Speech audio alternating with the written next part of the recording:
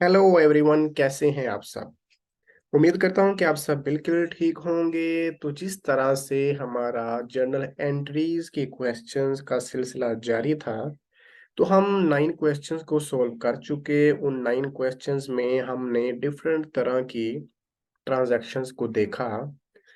और आज भी क्वेश्चन नंबर 10 जब हम सॉल्व करेंगे तो उसमें भी कुछ अलग किस्म की ट्रांजैक्शंस हैं जिनको समझना बहुत जरूरी है, क्योंकि इस तरह की ट्रांजैक्शन आमतौर पर आईकॉम, ए लेवल्स और बी कॉम के लेवल तक आपको देखने में मिलेंगी।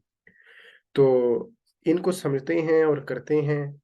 उम्मीद है कि आपको फायदा होगा।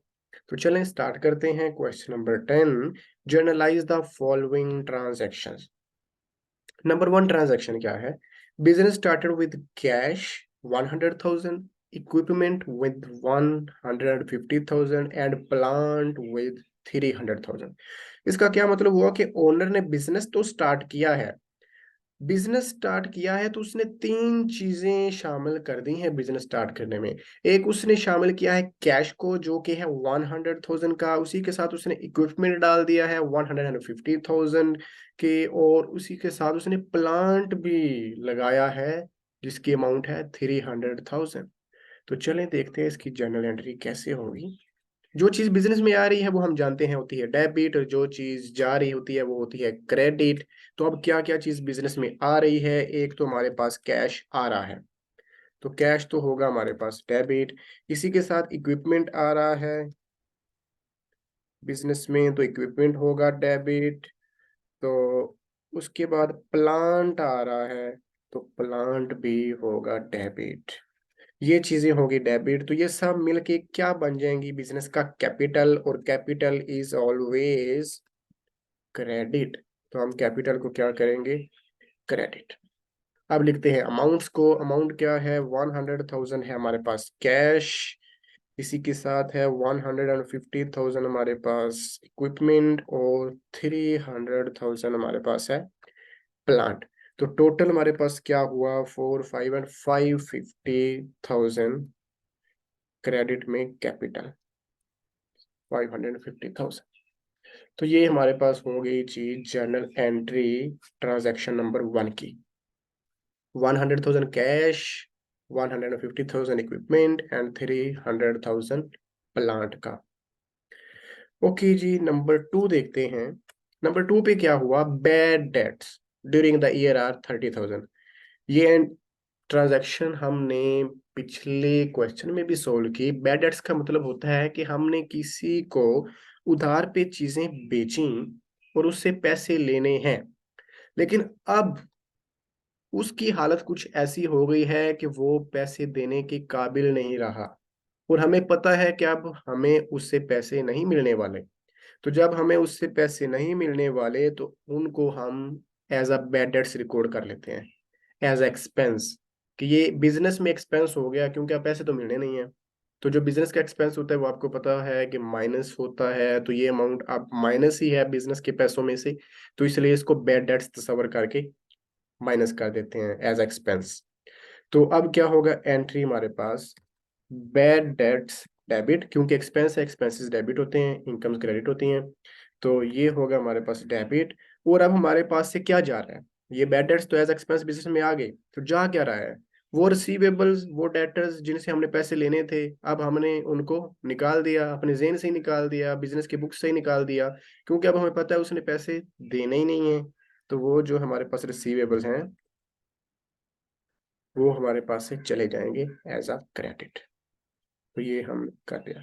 बैड डेट्स डेबिट और डेटर्स क्रेडिट, और बैड डेट्स डेबिट और रिसीवेबल्स, क्योंकि रिसीवेबल्स एंड बैड डेट्स एक दूसरे के अनदर नेम है। तो अमाउंट कितनी है? 30,000 की, सॉरी, और 30,000। तो ये है जी हमारे पास बैड डेट्स।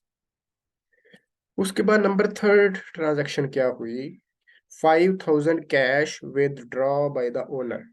ओनर ने जी अपने इस्तेमाल के लिए 5,000 कैश निकाल लिया।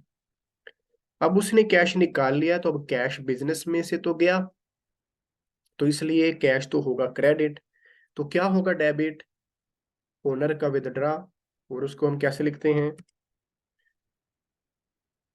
ड्राइंग्स डेबिट, क्योंकि विदड्रा को हम एज अ ड्राइंग्स लेते हैं, तो ड्राइंग्स डेबिट, और कैश क्योंकि जा रहा है तो कैश क्रेडिट। तो ये होगी हमारे पास जनरल एंट्री इसकी। ये अमाउंट कितनी विदड्रॉ की है 5000 की, तो 5000 डेबिट और 5000 क्रेडिट। ये हमारे पास हो गया जी cash withdraw by the owner, number 3rd transaction. Number 4 पे क्या हुआ, नंबर 4 पे वो कह रहे हैं charge depreciation on plant at the rate of 5% per annum. 1 साल की डेप्रिसिएशन चार्ज करते हैं प्लांट पे 5%, 5%। तो वो कह रहे हैं जी कि करें डेप्रिसिएशन चार्ज।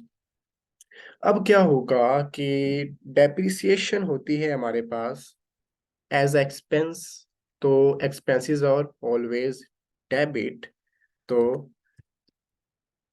डेप्रिसिएशन तो होगी हमारे पास डेबिट।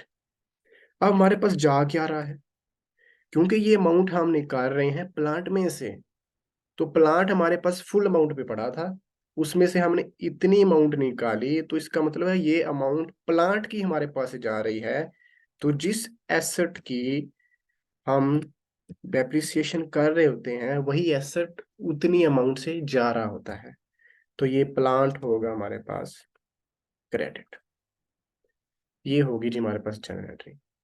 अब करेंगे कैलकुलेशन। कैलकुलेशन क्या है, कैलकुलेशन में वो कह रहा है जी कि प्लांट की करनी है, तो प्लांट हमारे पास क्या था, ये 300,000 का, तो हम क्या करेंगे 300,000 लिखेंगे अमाउंट को, और मल्टीप्लाई करेंगे क्या, कितने परसेंट डेप्रिसिएशन है, तो वो है हमारे पास 5%, और पर एनम है, तो मल्टीप्लाई हम करेंगे 12 मंथ्स के 12 मंथ्स, मींस फुल 12 मंथ्स की हमने करनी है क्योंकि ये पर एनम है। तो ये हमारे पास होगी कैलकुलेशन। अब अगर इसको हम करें कैलकुलेट, तो हमारे पास अमाउंट होगी ऑलमोस्ट,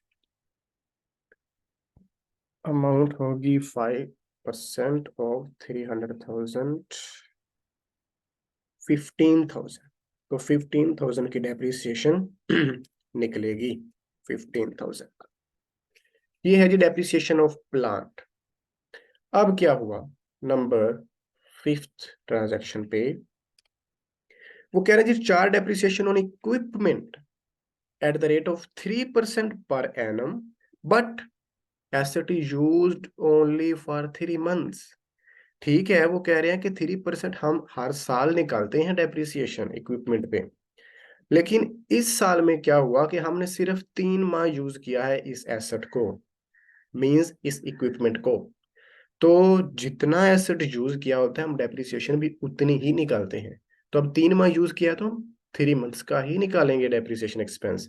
तो ये तो हमें पता है कि डेप्रिसिएशन होगी डेबिट, और इसके अगेंस्ट जो एसेट है वो है हमारे पास इक्विपमेंट,